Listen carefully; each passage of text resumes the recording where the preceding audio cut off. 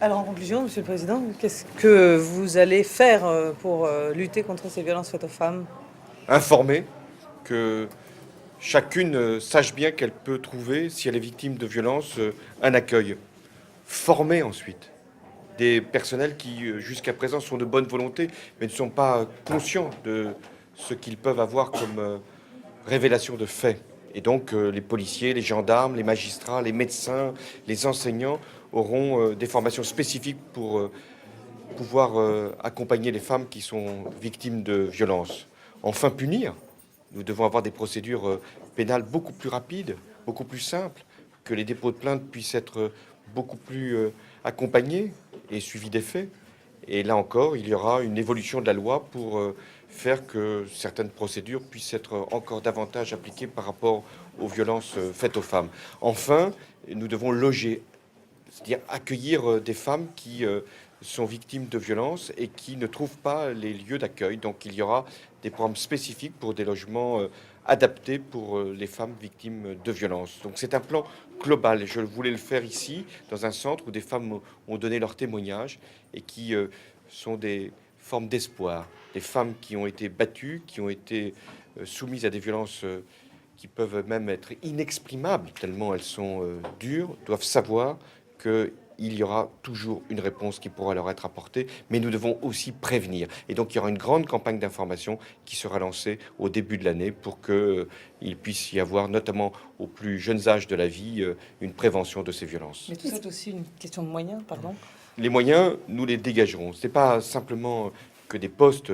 Là, il ne s'agit pas que de créer des administrations, il s'agit de créer du lien, c'est-à-dire de faire que toute personne victime d'une violence, en l'occurrence les femmes, puissent trouver dans les lieux qui existent aujourd'hui, commissariats, hôpitaux, lieux scolaires, l'accompagnement nécessaire pour que d'abord ça ne se reproduise plus, qu'elles soient accompagnées, suivies et que les conjoints qui se livrent à ces violences puissent être punis. Sur le logement, est-ce que vous avez des objectifs chiffrés?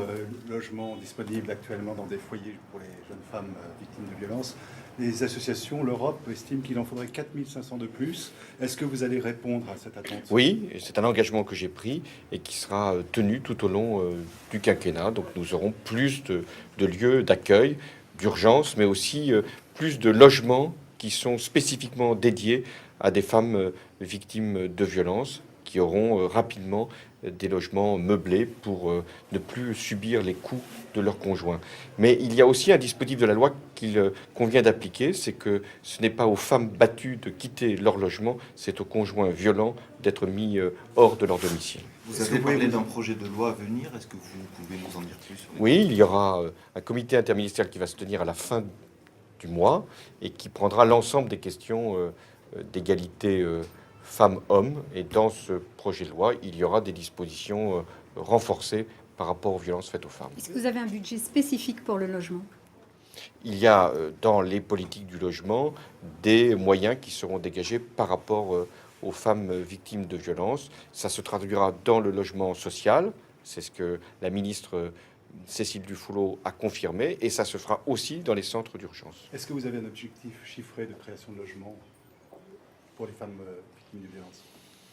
Pour les logements dont vous avez parlé, les logements d'urgence, c'est arrivé au chiffre de 5000. C'est l'objectif. C'est l'objectif.